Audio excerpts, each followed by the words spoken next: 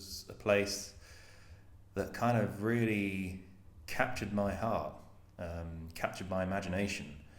Like the jagged landscape, and then all of a sudden you had Illimani like blossoming to the right of the view, and then you've got Mururata just sitting there in the middle like a sort of tilted altar, a flat bright top of snow in the midst of all these peaks. So I thought, you know what, I'll try and climb that and Illimani. And obviously COVID happened. I was very lucky to, be in a position in 2022 where I could do that trip. So I vowed to go back, and this video is an exploration of that. And I hope you enjoy it. It's my first feature-length YouTube video, so I'm going to do a series of these because I've been told by people that apparently my travels are interesting. So I'd like to share them with you. Here's all the gear I'm taking on my first hiking trip in this South American adventure. And yeah, I've got to carry all of this on my back. 4 days. Hopefully I've got enough food. I've got a box full of porridge there. I don't know what I'll get first, scurvy or rickets, because I haven't really got any fruit. I can't really carry fruit because it'll just get squashed, and the box to carry the fruit in is going to be super heavy as well. So I've got the weight's a big consideration. There's no luxuries in this pile of stuff at all. The only quite sort of luxury I have is clean pair of socks for each day. That's really important, and a clean pair of boxers as well. Other than that, just bare minimum. So let's see how I get on. All of this stuff, or most of this stuff, will hopefully be at the top of Mururata, either this time tomorrow or the next day. So the purpose of this trip was to see what the tops of the mountains look like, but also I wanted to raise money for the Roy Castle Lung Foundation, which is a cancer charity dedicated to research to prevent lung cancer, in memory of my friend Denise Braun, who was very dear to me, and she passed from asbestos-based lung cancer. I really miss her, and she loved the outdoors. So this was kind of the least I could kind of do, and also selfishly for myself to see if I could do it. So here I am at the start of my trek. To the top of Mururata, here I come, and the taxi, I think you'll see it go.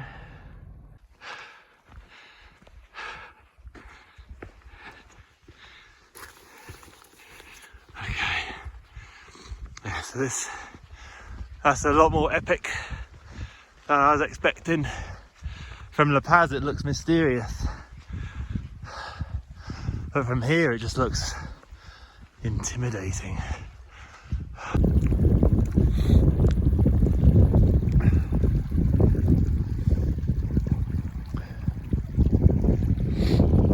So, there's a few Aymaran villagers over there, and I asked them in Spanish again. It's like, oh, can you speak the language that the conquistadors forced upon you, please? I can't even speak it. That road to me looks like the right approach. I mean, it's a very steep looking climb actually. Some Norwegian bloke on the internet was like, oh, it's very easy. I did it very quickly. I did it within 2 hours. Yeah, so my original plan was to go up here and then up that peak in the distance over there. But my pack must be over 20 kilos. It's really, really heavy. And I think I've gone a bit of a weird route as well. I should have gone up this road here. Can you see that gradual slope? That's what I should have done. Here I go, because my body feels like it's running out of energy, and as you can see, it's just up. I think that gradual incline is the way I was supposed to go. So those Aymara people really were telling me I was going the wrong way. I'm just exhausted. Wow.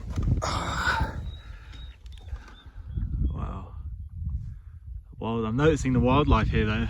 The slower I'm going, the more I'm noticing. But yeah, this climb is really taking it out of me, and I realised even though I've been eating well, I haven't had much electrolytes. So from what I remember of my online searches, I realised that you could put salt in water and just dissolve it, and so I spent about 15 minutes calming myself down. But yeah, I'm just going to keep going. I may even just do Mururata instead of the whole Takeshi trail, and head back to Chokikoto and get them to call that taxi man. There's a man really herding a group of alpaca, up the side of the mountain, and he's higher than me, and I feel like a worn out old sock. Oh, I guess that's what you get for being a landlubber. Well, landlubber? No, living at sea level, sorry. Oh, fuck.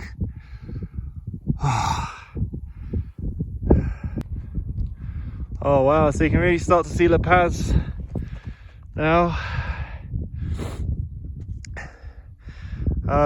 That's the path I was walking along down there. Wow, this is steep. Do you know what? I'm so happy with my body. I'm able to do this. I took a really stupid route. I should have followed that path there. But instead I went the steeper route. But luckily I can now cross over onto the standard route. I could actually climb up there, but I'm not pushing myself. Not with this massive bag. Yeah, that's a huge drop. There's me looking at Google Earth as thinking that it was a gradual climb.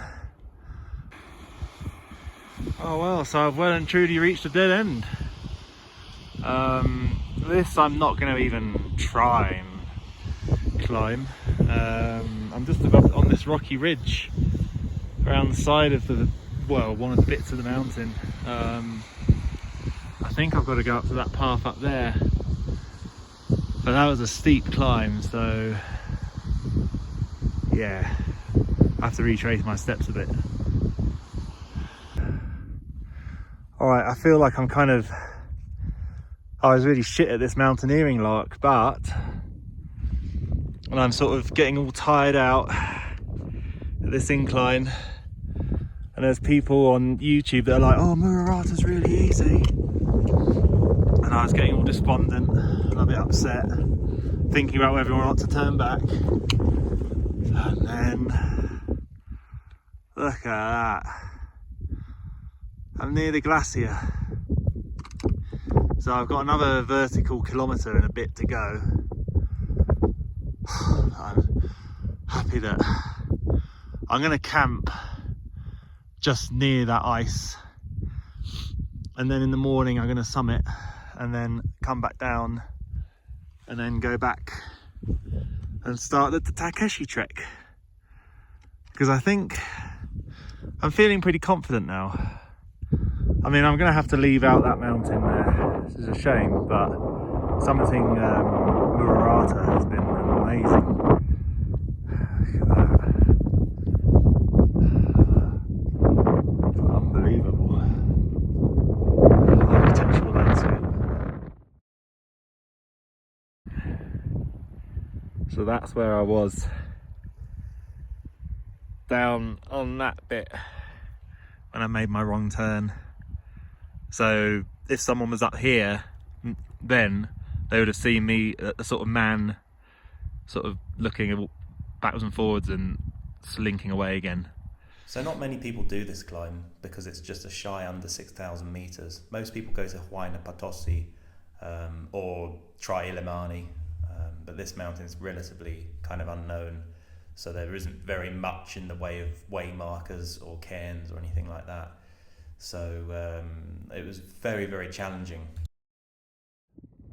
I need to try and find some water from somewhere, so I'm sure there'll be some, you know, that's the glacier. So the glacier starts at 5,000 meters, so I've only got a couple of 100 meters to go until I possibly get to it. The only problem is this mountain is not exactly easy to navigate. So all this at once upon a time would have been snow, so all those crevasses would have been, you know, hiding this. It was at this point in the climb that I really started to lean into it and enjoy it. The first half for me is always the worst bit, when you kind of, you know, you're thinking about your energy and whether you're going to make it or how steep it is. But here, once I saw, especially since I saw the snowy peak in the distance, I really felt my energy levels rise. Like I felt that I could do it. I felt that I was on the way to doing it. Is that my God, is that 2 condors? This is my campsite for the night. And I'm going to have some food, which is called Summit to Eat, which I think is a fantastic pun. And that ain't the summit. The summit's somewhere over this way. So I plan to get there in the morning. My bag, I think the reason I found this climb so hard is my bag is obnoxiously heavy. It must be about 20 kilos or something crazy. I've got about 5 days worth of food in there, although I've been eating a lot of it today just to keep me going. There's lots of ridges you've got to climb over. And a couple of times my route sort of led me into the middle of a climbing wall, basically. I'm not going to start climbing. I'll do that in the gym, but not on mountains. But yeah, I'm sort of like slightly concerned about how I'm going to get onto the glacier. Like, I'm not sure, is that like a big thing that you've got to climb up? Because if I've got to go onto the glacier, then maybe I can avoid it by going up there. Well, let's see. That's tomorrow's adventure. And I'm going to leave my tent and just pack the basics like food and water and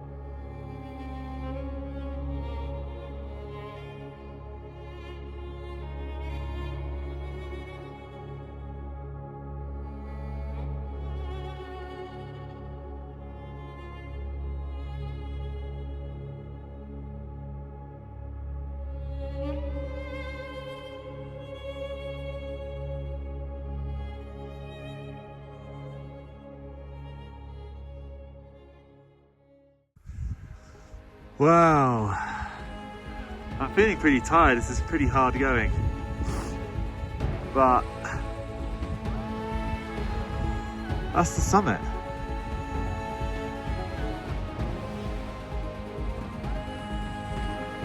And I've got to walk down this sort of nice gentle slope. If I can just get my energy together, I probably will be able to make it. I'm just hoping there isn't a nasty surprise at the end of this, like a sort of huge chasm or something. Gotta go down to come up. There's the summit. This is the view. Look at that. Goal for today: get to the summit and then get to my tent. Hopefully I can remember where I camped. Wow. So this is the summit of Mururata, and it was a really hard climb actually, but I did it. I did it. I didn't think I could. Like, there were bits of that climb where I just didn't think I could do it. And here I am.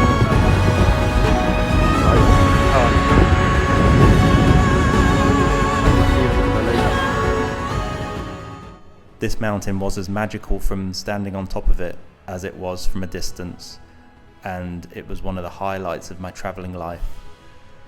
It was a place I stood alone within a timeless time.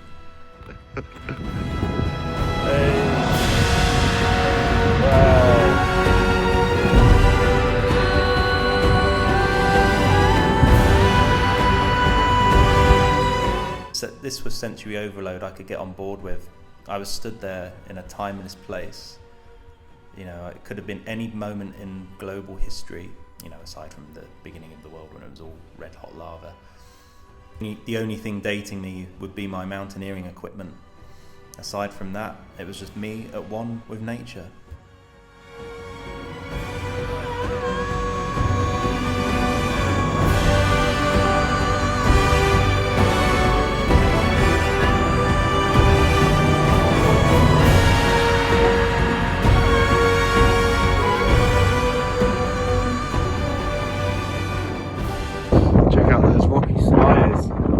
The layering, like the dark, and then you got the goes lighter as you go further into the distance. I think that's the end of the Cordillera Real there, that heads down into the jungle. Alright, so heading back down to camp now. My tent is somewhere down there. It's not a of schedule, but at the end of the day it's been quite tough. That's the summit. It looks so close, but it's not. That's 2 miles away. The scale in the mountains is just totally different. Now, I'm just hoping that this way back isn't going to be as insane as the way back, the way there. Yeah, I definitely picked the wrong bloody route up this mountain. Like, this is much easier to climb. A, you feel more acclimatized, and B, if you didn't pick a stupid route like I did.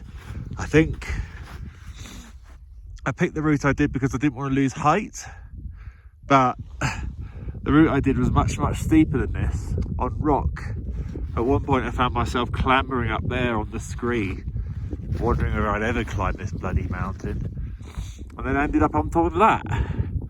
So obviously, as you can see, you can't really access the glacier properly from there, so I had to sort of do a very steep climb down. So I basically climbed a harder route than I should have done. But you live and learn. So let's just hope it's easy to get off this glacier. You can see that down there. That's near where my campsite is. Look at that. And also look at how like vertiginous the landscape is. It's unbelievable, like this little pointy peak just over there. This is all part of the same mountain massive, Mururata. So I've got a bit of a nasally voice because I've got skiing goggles on, because otherwise you get snow blindness. It's so bright.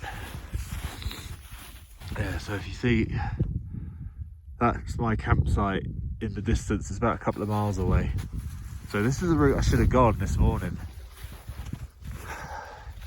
Well, you live and learn. Wow. Look at that. I feel like I'm sitting in sort of cathedral, some sort of cathedral or something. Like nature's cathedral. It's almost like, it's so architectural. And no wonder I felt exhausted this morning. I went up there. So I was looking down on this route from up there. I must have taken a wrong turn because I had to climb down like somewhere quite high up. I think I went up to Cerro Arcata. It's another, like a subsidiary peak of Mururata. So I technically climbed 2 mountains today. But I had to climb down from that and join the glacier. And I was really sort of thinking maybe I shouldn't be doing this, but I did it because that's what challenge is. I want to raise money for charity doing this walk. And although I don't know whether I'll have time to do the other small mountain. Mururata is big. It's the same height as Kilimanjaro, near enough. And I did it solo, on my own. And I'm so chuffed with myself. So chuffed with myself. So much harder than it looks on Google Earth. I may be able to do Illimani. I need to sort of, that's gonna cost an absolute fortune for a guide, so I don't wanna get a great guide and find out I can't bloody physically do it. But who knows, maybe Mururata is harder than people think. Maybe the glacier's retreated. There is a bit of the climb that I didn't record, and that was the morning of the second day, up until the point where you see this snow line for the first time and summit in the video. I was scrambling and struggling to climb up these 50-degree scree slopes at the same time as wrestling with intrusive thoughts and trying to defeat demons from my past. All these voices in my head were deafening to me in the silence of the mountain.